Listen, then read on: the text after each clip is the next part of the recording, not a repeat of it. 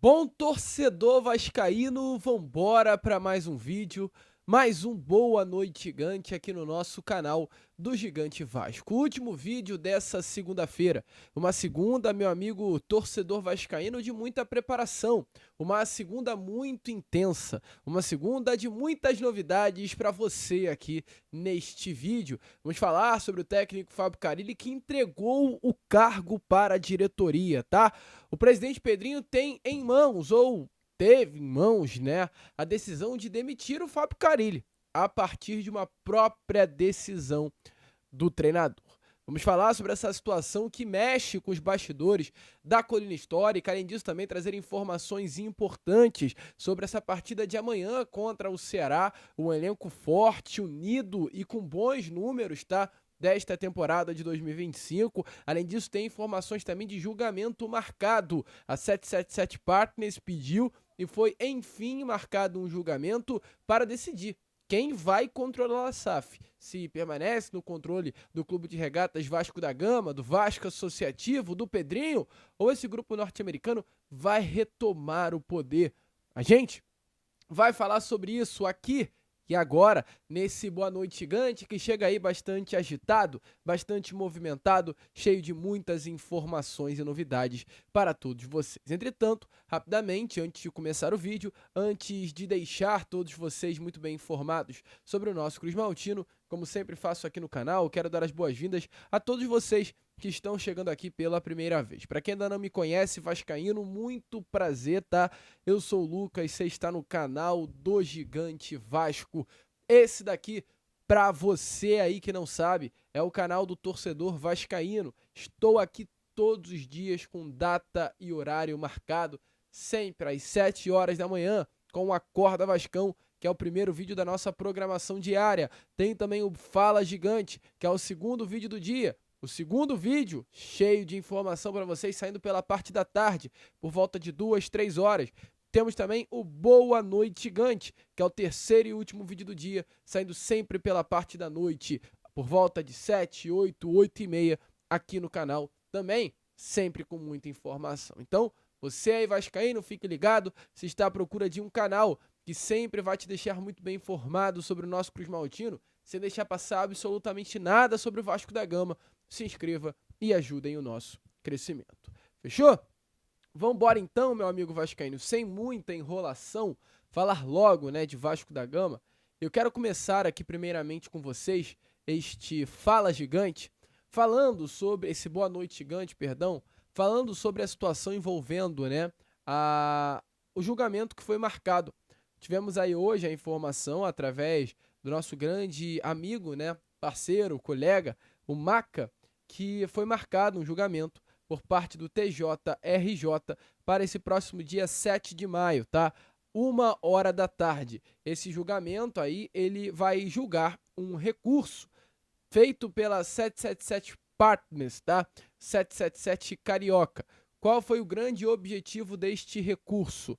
Tentar retirar a liminar, que hoje ainda está, né, em processo aí, que ainda ocorre, que deixa o Vasco da Gama no poder, no controle da Vasco da Gama SAF. É importante lembrar que lá em maio do ano passado, vai completar um ano aí nesse próximo mês, a diretoria do atual presidente Pedrinho entrou com um pedido junto ao TJRJ, né, para que a SAF, a Sociedade Anônima do Futebol Vasco da Gama, fosse tirado do poder da 777 e fosse colocada no poder do CRVG, o Clube de Regatas Vasco da Gama. À época, a 777 havia integralizado apenas 31% das ações e o Vasco da Gama detinha 30% das ações. O objetivo do Pedrinho foi fazer com que esses 39% que não foi integralizado pela 777 e não pertenciam ao Vasco, viesse a ser ali colocado à disposição do Vasco da Gama e o Vasco se tornasse o sócio majoritário. E nesse momento é isso exatamente, tá, meu amigo vascaíno, que está acontecendo. O Vasco ele não é o dono da SAF e a 777 não é a dona da SAF. A questão neste momento é, o Vasco está sob o controle da SAF, porque esses 39% que não pertencem nem a 777, porque a 777 não comprou, e não pertencem ao Vasco, pois o Vasco vendeu em 2022, eles estão na mão da Fundação Getúlio Vargas, da arbitragem da FGV. Esse julgamento está marcado ainda para esse ano de 2025 e vai decidir quem de fato é o dono da SAF. Até o momento, o Vasco é o responsável da SAF por conta dessa decisão de caráter liminar que saiu lá em maio do ano passado. E é exatamente isso que será julgado. Nesse próximo dia 7 de maio, 1h da tarde, às 13 horas, estará acontecendo, né, esse julgamento contra a liminar que devolveu a administração da Vasco da Gama SAF ao Clube de Regatas Vasco da Gama. Foi o desembargador, César Cury aí, da 20ª Câmara de Direito Privado que marcou este julgamento. Uma decisão muito importante, né? Porque é louco pensar assim, mas a partir do dia 8, dependendo da decisão do desembargador, né, o Vasco da Gama poderá voltar para as mãos do Grupo Norte-Americano. É loucura atrás de loucura. Mas vamos seguir. Vamos trazer aí para vocês ainda mais novidades sobre o nosso Cruz Maltino neste Boa Noite Gigante. Meu amigo torcedor vascaíno, então, como vocês viram aí, né? Vambora permanecer com o nosso conteúdo após esse primeiro bloco. A prosseguir o vídeo, falando um pouquinho agora sobre a preparação para esta partida de amanhã contra a equipe do Ceará. O Vasco que chega com muita moral, principalmente após as 2 vitórias, após Puerto Cabello e o Sport Clube do Recife. Eu não digo que o Fábio Carille chega com moral, mas o Vasco em si, até porque, né, essa relação entre o torcedor vascaíno e o Fábio Carille está longe de ser uma relação cordial, uma relação em paz, não é. O clima é total bélico, ou seja, é um clima de guerra sim entre o torcedor vascaíno e o técnico do Vasco da Gama. Mas é o Vasco, volto a repetir, e chega com bastante moral, com atletas dentro do seu elenco com bons números. E exatamente esses bons números fazem até, né, meu amigo torcedor, com que parte da torcida entenda que talvez o Vasco hoje jogue um bom futebol, não pela questão do técnico, mas por ter um elenco de qualidade. É importante a gente sempre levantar esses debates aqui com vocês, né? Estamos falando hoje de um Pablo Verratti, por exemplo, que é o líder em participações em gols e participações em gols, perdão, é o líder em participações em gols e o artilheiro, né, da Série A do Campeonato Brasileiro de 2025, entre todos os jogadores. No caso, que disputam a primeira divisão, somados os jogos dos estaduais e os jogos que foram disputados durante a temporada. Foram 17 gols até o momento, 13 gols marcados, 2 assistências, são 15 participações em gols, 95 minutos em média para participar de um gol, uma taxa de 67% de conversão de chances claras e 3.0 finalizações para marcar. Números impressionantes. O Verratti é o artilheiro do ano entre os 20 clubes da Série A e, além disso, é o atleta que mais participa em gols dentre os jogadores que disputam a primeira divisão. Ou seja, números impressionantes. Assim como o Verratti, é importante destacar outros atletas que fazem parte desse elenco, como, por exemplo, né, o atacante português Nuno Moreira. Nuno Moreira é outro jogador que, nesse momento, ao lado, né, de outros atletas, é o jogador, um dos mais, dentre os que disputam a primeira divisão do Brasileirão, com mais participações em gols, desde a sua estreia pelo Vasco da Gama, né? Ele tem 7 jogos, 2 gols marcados e 2 assistências, com 4 participações em gols. Além disso, também são 9 passes decisivos. Dos 9 dribles que tentou, acertou 7, 28 bolas recuperadas. Números de fato muito interessantes do Nuno. E eu posso ficar aqui simplesmente, meu amigo, a tarde toda. Eu posso citar um PH que tem 2 jogos do Brasileirão, 13 dribles certos, 33 duelos ganhos, 20 bolas recuperadas, 15 desarmes, 5 interceptações, números brilhantes do Paulo Henrique, com o próprio Dimitri Payet, que desde que estreou com a camisa do Vasco em 74 partidas, é o líder em assistências com 13, é o jogador que tem mais participações em gols, com 20, é o segundo, dentro do elenco, fica atrás apenas do Verratti, é o segundo jogador dentro desse elenco do Vasco desde 2023, com mais grandes chances criadas, 13, o segundo em mais dribles certos, 77. Então, assim, o que eu tô querendo mostrar a vocês é, o Fábio Carille tem um elenco muito legal em mãos, muito legal. E a questão, o diálogo, né, o embate, o questionamento é de quem é o mérito. Eu acho que esse hoje talvez é o grande debate no meio da torcida vascaína. De quem é o mérito?